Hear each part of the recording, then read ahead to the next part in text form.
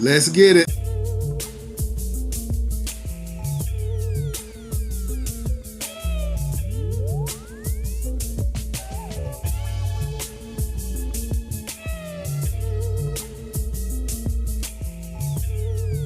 And speaking of distinction, that's another saying me and my pop had between each other. Something he told me a few years back when I was telling him that I wanted to be on the side of the people that's right. He said, Robert, or Bob, him and my mother called me Bob. He was like, son, don't you worry about being on who's right or who's wrong. You just worry about being on the side of what's right. He said, make sure you put yourself on the right side of history.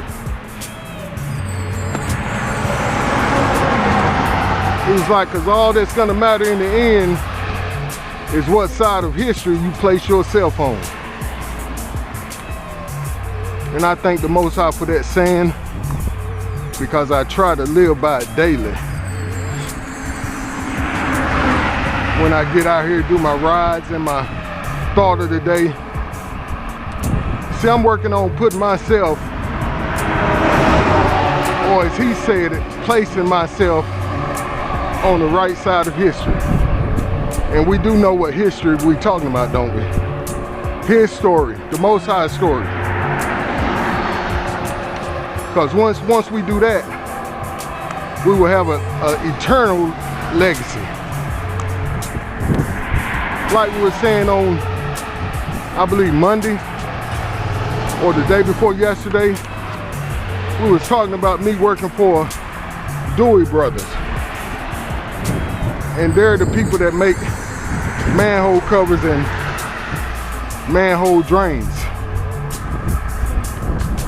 And I used to build a form or make the form for those covers. And then we would pour the steel inside of those forms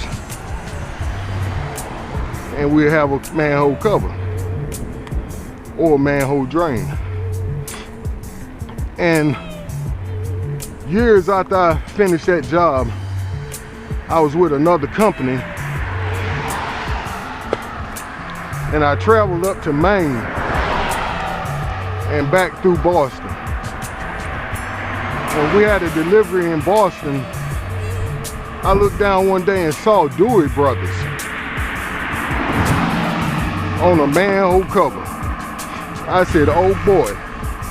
I said, my work is way up here in Boston.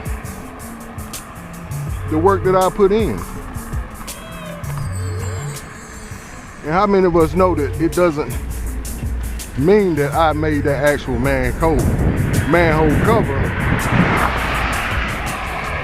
but I was a part of the team that did. So in saying that, we're a part of the Most High's team, then our work is going all over the world, or all over the earth in this world system. And wouldn't you know, when I got into DC and I decided to change my life, turning my life around, give my all to the Most High, as much as I could at that point, I had some dope.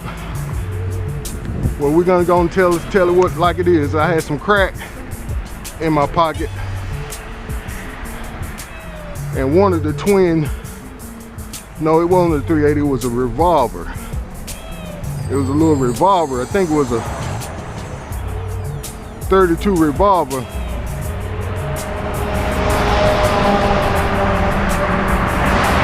Or a 38, something off like that. That I still had from the dope life, the drug life.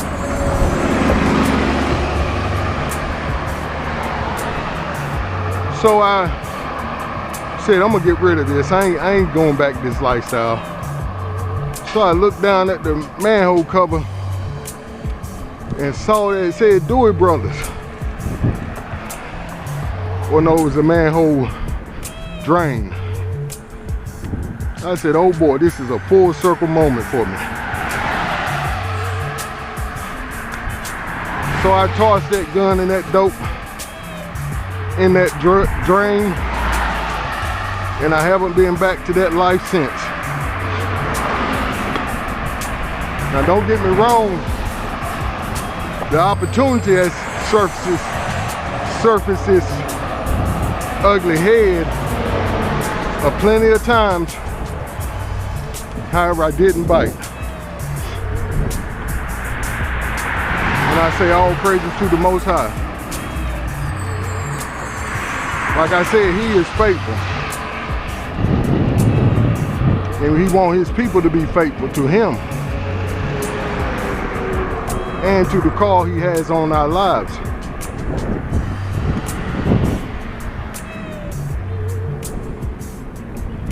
See, as we have been saying of late, it's a choice. We all have a choice to do the right thing by the Most High. And we must make up in our minds that we're going to follow Him wholeheartedly.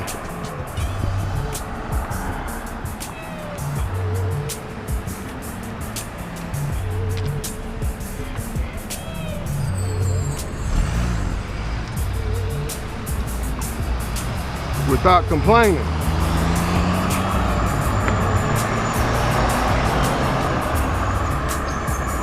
See, that's what gets the Most High so upset.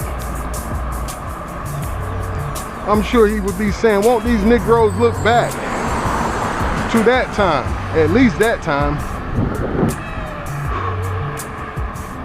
Just like when our ancestors, forefathers, were being held in bondage in Egypt. And the Most High took them out by a strong hand. Or should I say, delivered them by a strong hand. But they was complaining about the food they were eating.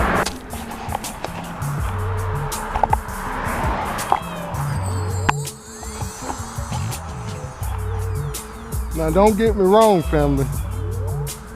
Everybody complain here and there.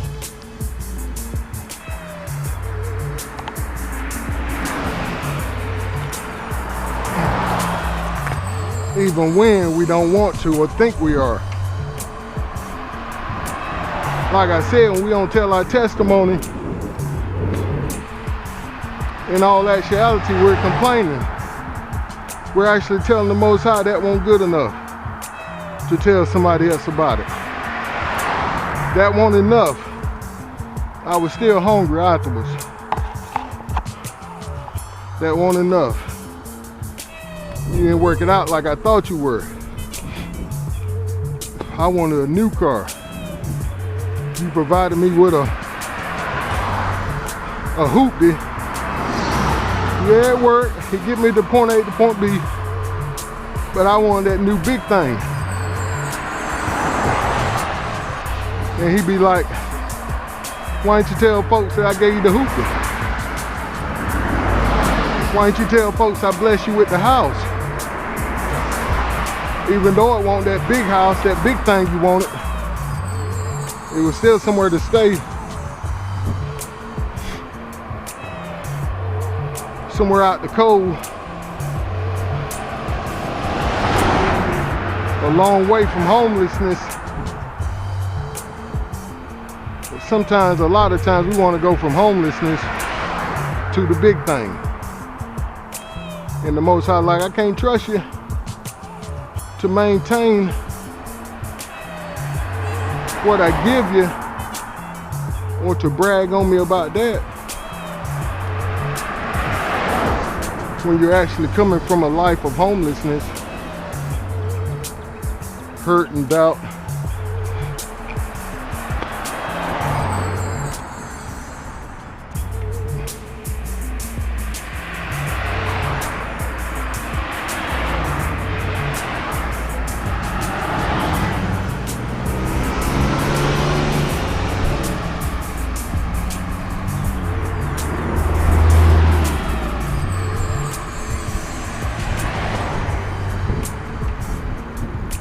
You're not even saying thank you for that.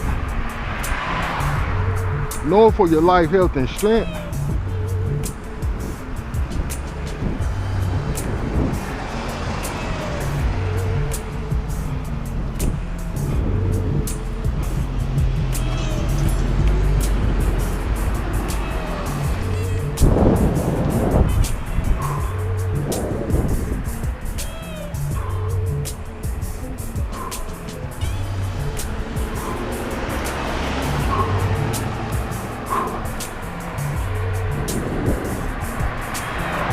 I got you over and through so many times. I'm afraid if I give you something else, you'll take the credit for it. You'll start saying the Most High blessed me with this, because you ain't giving me no credit now.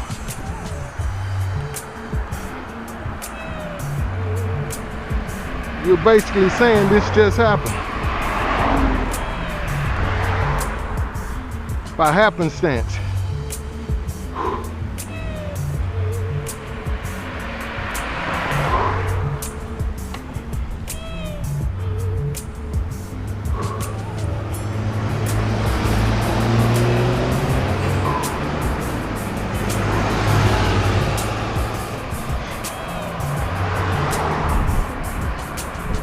Or you're actually saying you did it yourself. And see, that's the case more than not.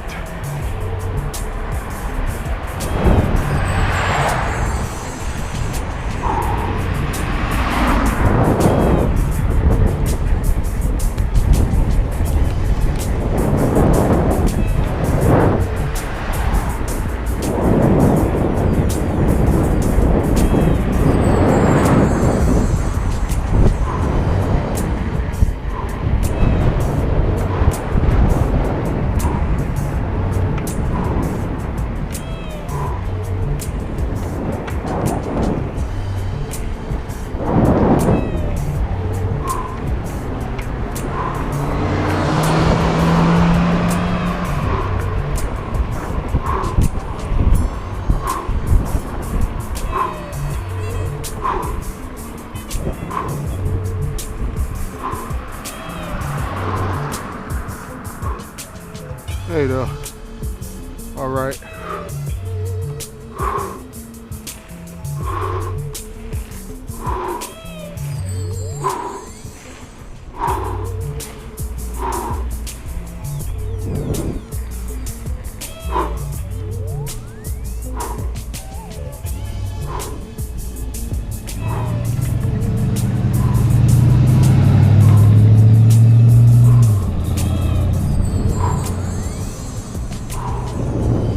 I thought that was a Grand National for a second there. Looked like a Regal, Barrett Regal. My cousin Junior had a Grand National, and at that time it was the fastest car on the road.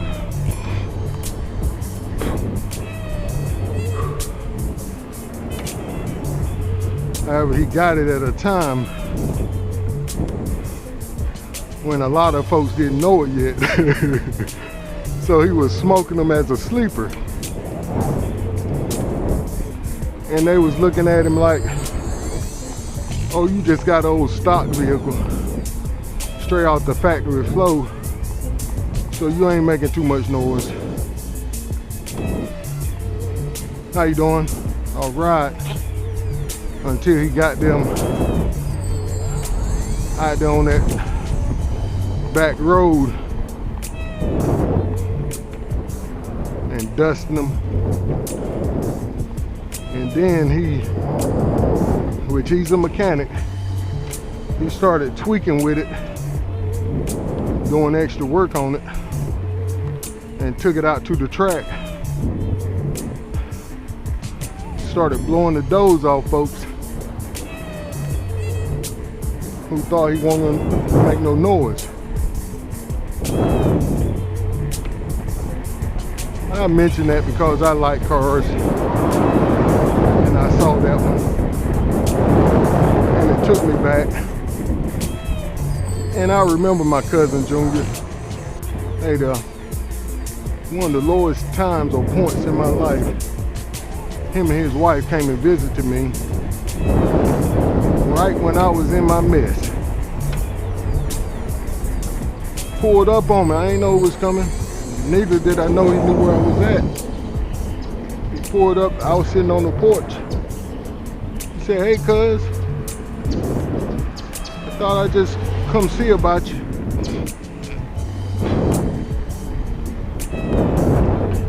And I was like, oh boy.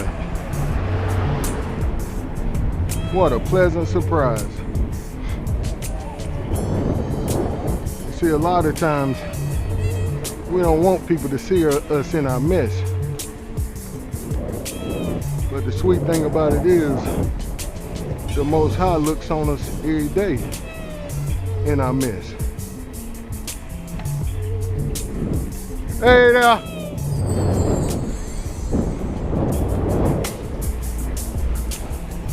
Like the text says, he looks high and looks low. Sits high and looks low. Which means he's sitting on top of everything. And that's a good thought. He's on top of everything. As the highest. He's looking down saying, I got you. It's just like when I was in that hospital. I mean, terrified would be a very light word. For a split second, I was really terrified about the goings on in my life. But see, I didn't know that I had a stroke, a brain surgery.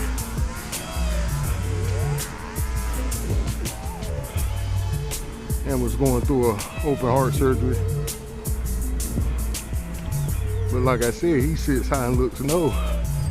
He saw it all. See, he's the coach, sitting up in the booth that sees the play-by-play.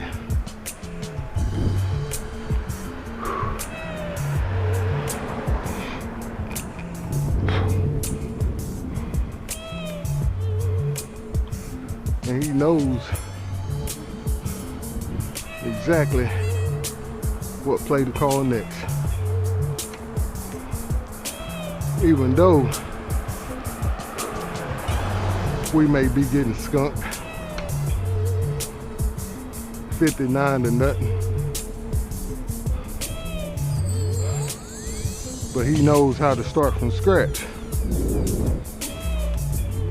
Get our running game going. Then get that quarterback's confidence up to where he can look and see for himself that the passing lanes are opening up because they're cheating, trying to stop the run.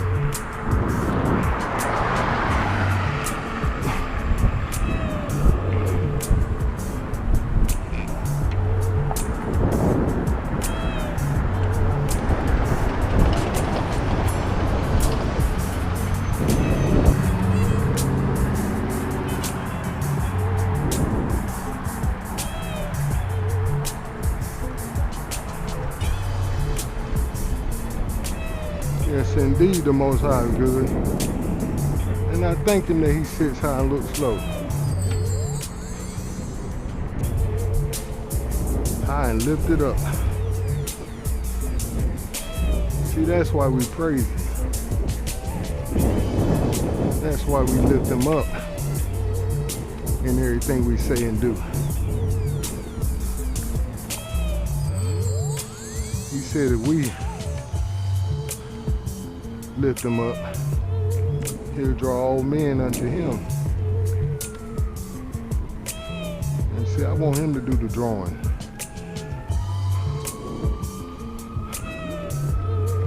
I don't want to draw. Basically, he's saying all I need to do is lift him up in my life.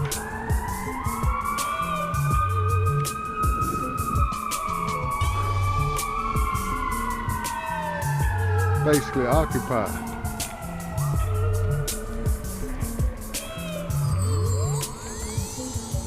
We'll get busy and stay busy occupying what he's given us. Or should I say occupying with what he's given us? Then he's going to do the drawing. He's going to do the heavy lifting.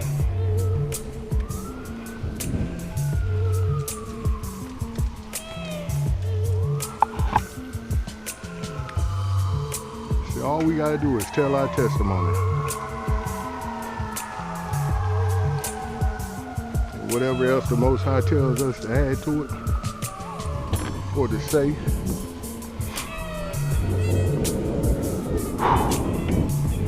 And we're going to start finding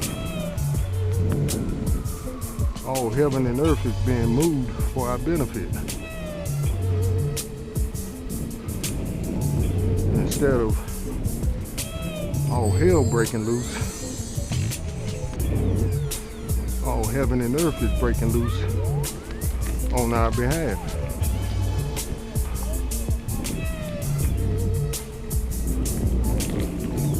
See, it's first up to us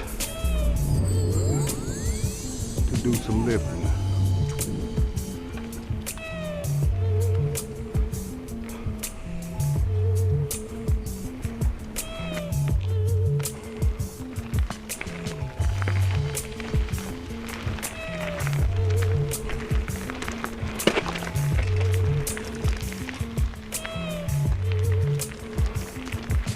And like I said on yesterday's recording, it's not always easy.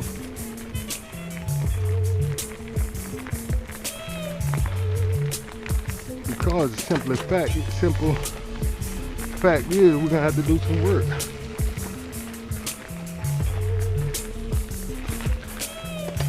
And as we said,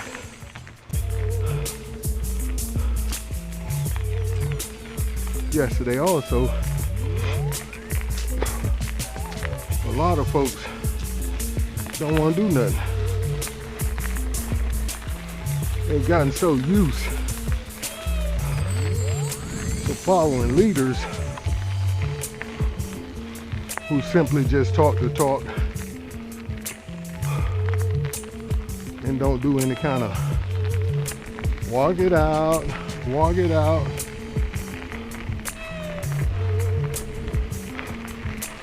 So the followers, in fact, don't have nowhere to go.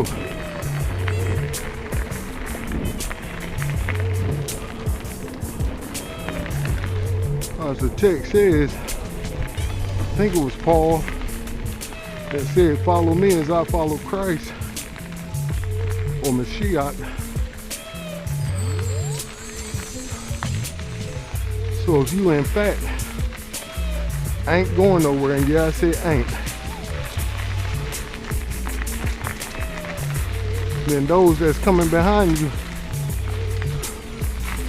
don't have no kind of path to follow.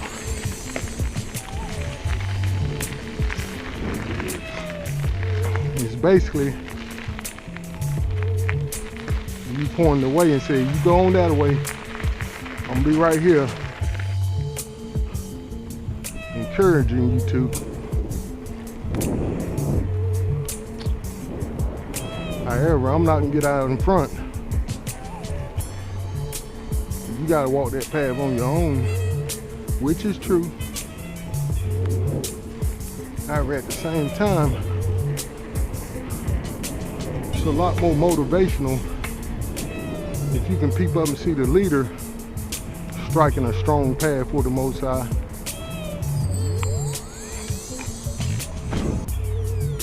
And then you yourself would jump up and say, okay, I see the path, it's clear now. I see it walked out, I see it coming alive off the pages of the book.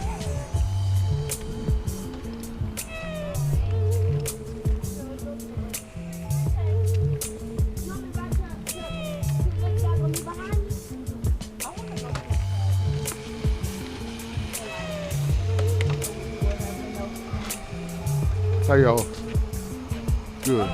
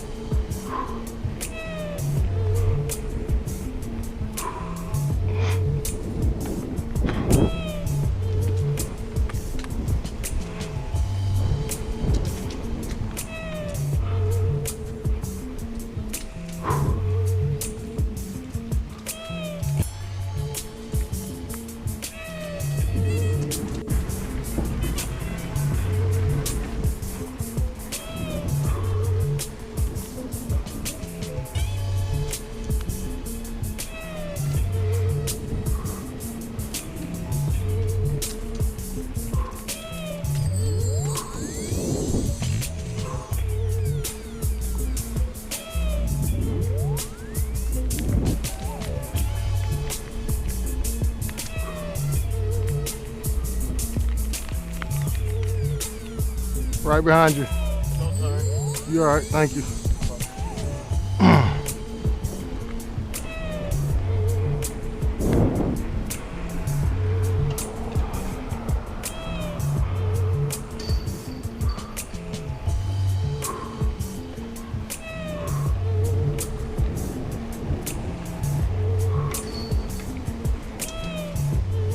Hallelujah.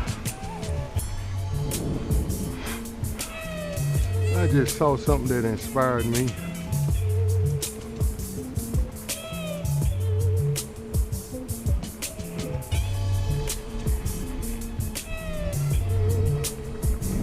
I'm gonna wait a minute to make sure this camera is rolling.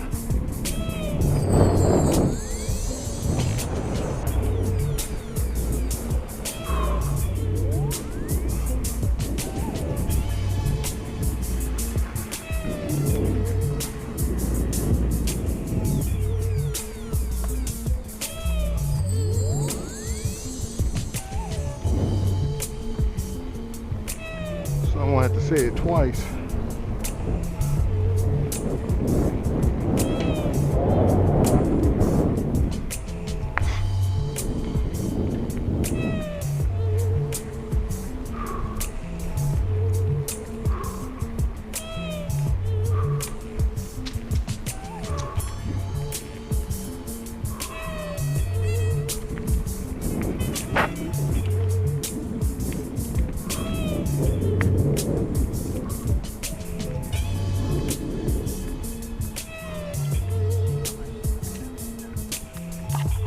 Yeah, a lot of us are complaining because we have the wrong tool out, trying to use it.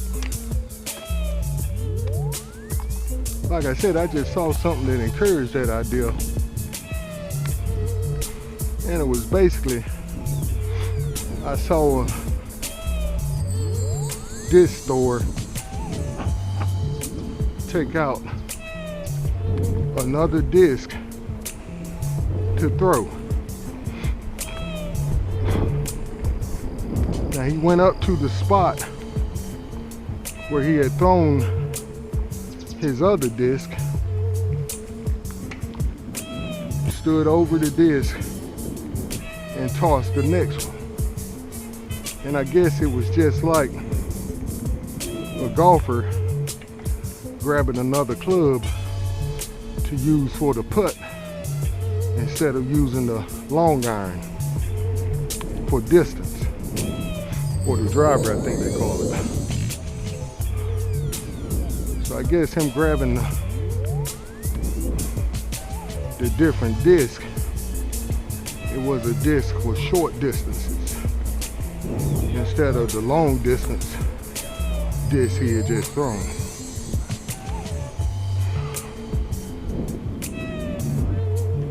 But that was a good lesson. And that's why we complain from time to time, because we are in fact using the wrong tool. It's just like trying to tighten up a bolt using a pair of pliers instead of a wrench. And not even a pair of vice grips. Just a pair of pliers that you grip with your hand.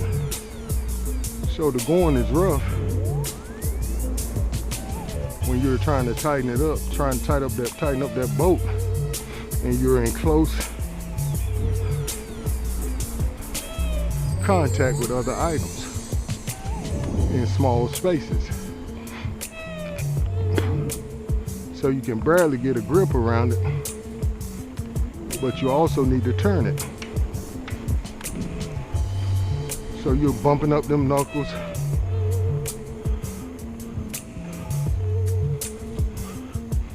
cussing and a fussing, and the bolt ain't going nowhere. But the skin off your knuckles are coming off. As opposed if you've had a good old wrench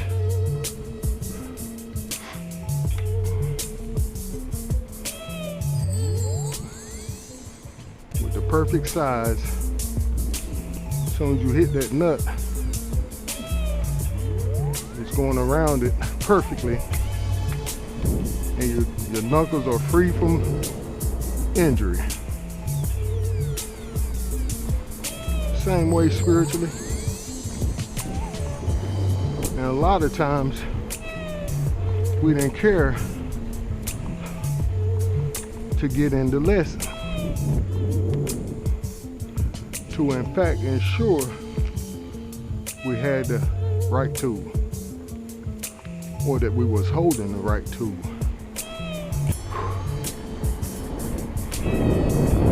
And also the lessons of using the right tool. Sometimes we can have the right tool in our toolbox, yet we still don't know how to use it, because we didn't care to read the instructions.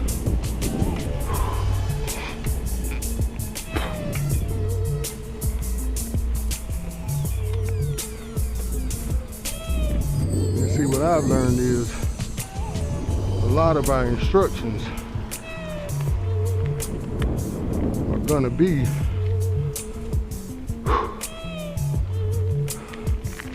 from like YouTube is now, where you can learn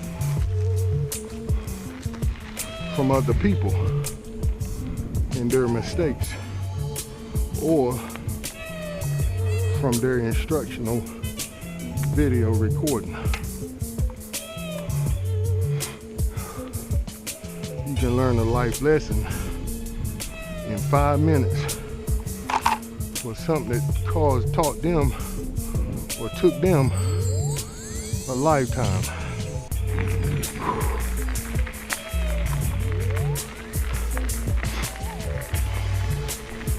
But first we have to be teachable. And unlike Korah and his folks, they didn't want to sit up under leadership long enough to learn their lesson.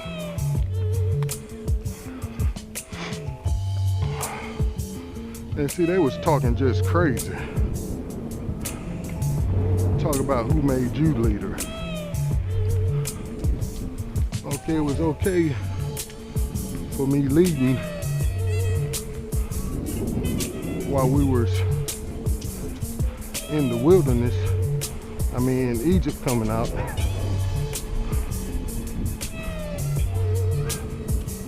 once we got out of Egypt, you want to take control from there. Say, Moses, we got this from here. We don't need you no more. We want to be the lead. Like I was saying, I'm on the last quarter mile of my 13 miles. And I came around the lake, and you can hear it in my voice. Got real thirsty. And peeping in my bag to get my water, I saw that I hadn't even taken my apple break yet.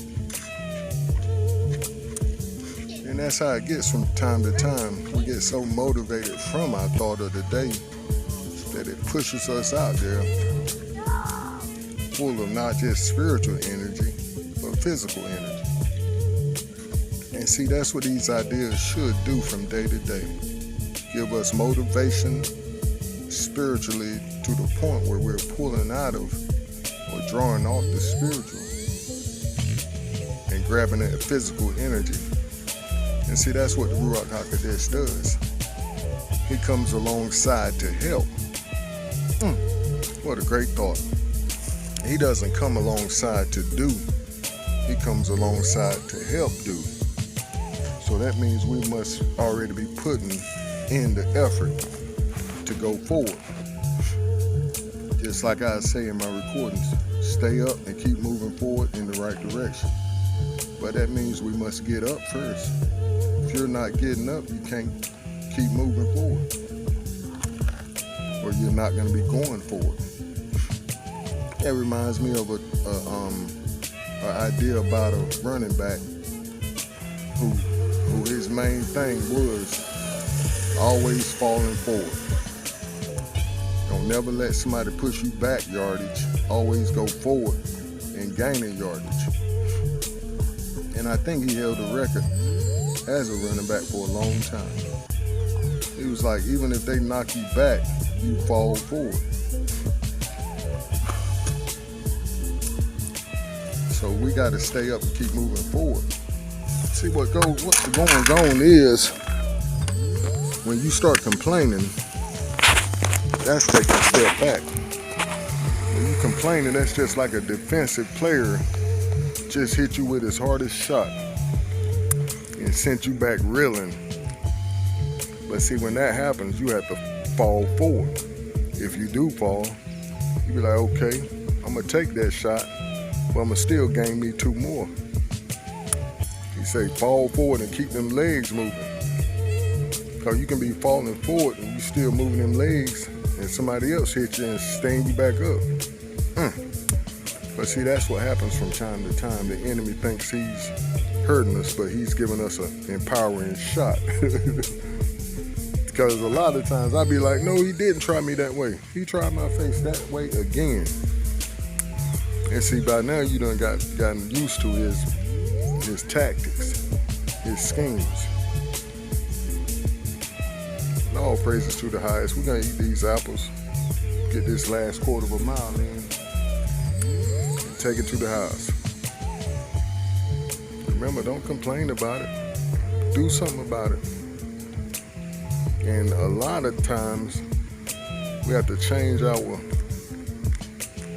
what's the word? Our surroundings. Them people, places, and things that's doing all that whining and complaining because they're having a bad day of it. You gotta be careful not to get involved with their mess. And like I say, all praises to the Most High. Stay up and keep pushing forward in the right direction. Shalom. Yeah, fam, I thought it was worth mentioning. I just finished my ride and I came across this elderly couple that I see out here from time to time walking, doing their walks. And I came from behind the gentleman. Him and his wife were separated at that time. He was on one side of the parking lot and she was on the other. And I looked and saw him, which what I thought was a young man at the time. His legs all thick, cut up. His back looking wide. His arms looking all cut up. And as I came beside him, I saw his chest poked out. stomach flat. I said, hey man, I didn't recognize you. And we speak every time we see each other. I said, man, you looking good. He just smiled big. He said, thank you, sir. I appreciate that. I mean, just laughing, happy. And see, we never know how we are encouraging people.